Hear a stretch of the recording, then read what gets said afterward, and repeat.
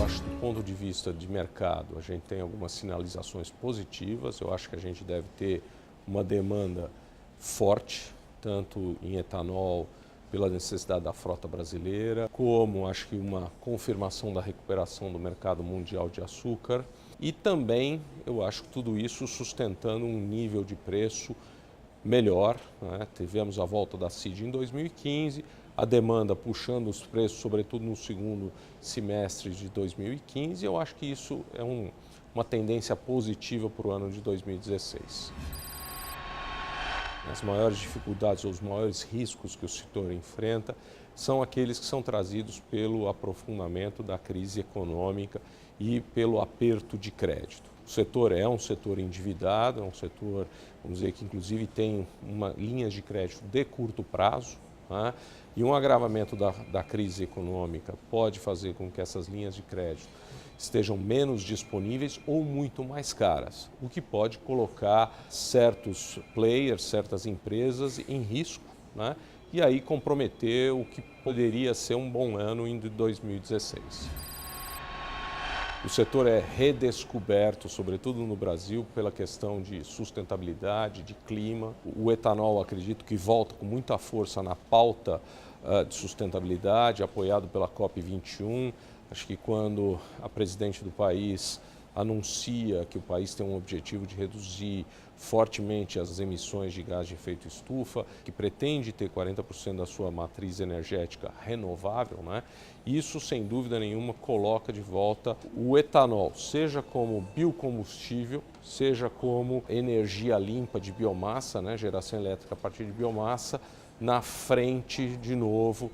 O que a gente espera é que esses compromissos agora se tornem, eu diria, compromissos realmente de longo prazo, se transformem numa política de longo prazo e que haja realmente incentivos para que isso se torne uma realidade e não fique apenas um discurso.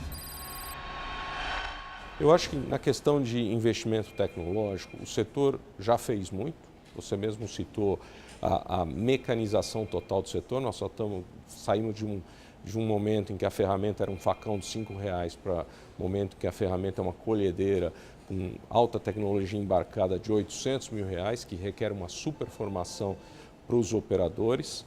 Acho que a gente tem investido muito em etanol de segunda geração para aumentar o rendimento dos canaviais, para geração em caldeiras de leite fluidizável flexíveis de alto rendimento, que aí também a gente consegue um maior output de energia. Mas eu acho que o mais importante ainda está por vir. Quer dizer, a revolução que a gente viu muitas vezes dada pela biologia em grãos, por exemplo, acho que ainda isso está para ser feito nos próximos 3 a 5 anos na cana-de-açúcar, né?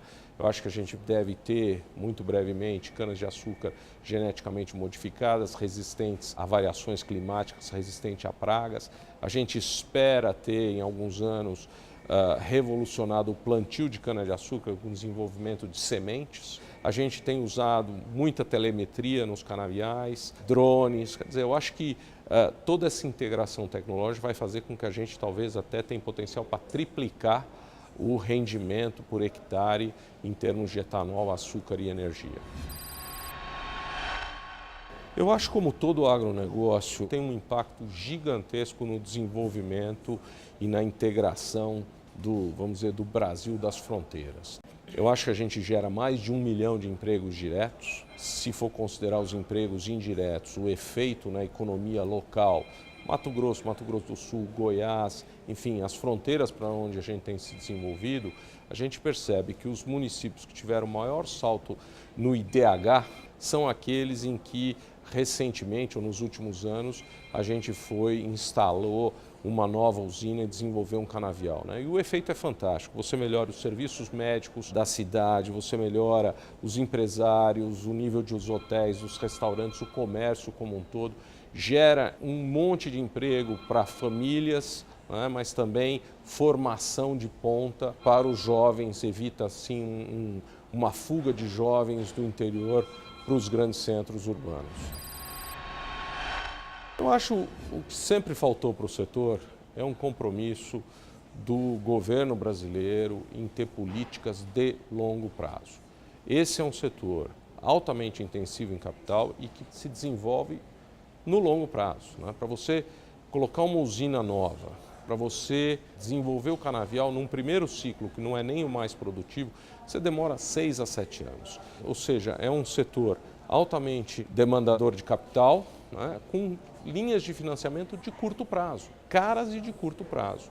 Enquanto isso não houver uma equação de longo prazo para o financiamento, não houver uma clara definição da política de preço energético, o Brasil vai continuar importando cada vez mais combustíveis frente à demanda crescente, e ao mesmo tempo vai estar desperdiçando um enorme potencial elétrico, porque acho que no canavial hoje a gente tem 3, 4 Belo Montes aí esperando para serem utilizadas.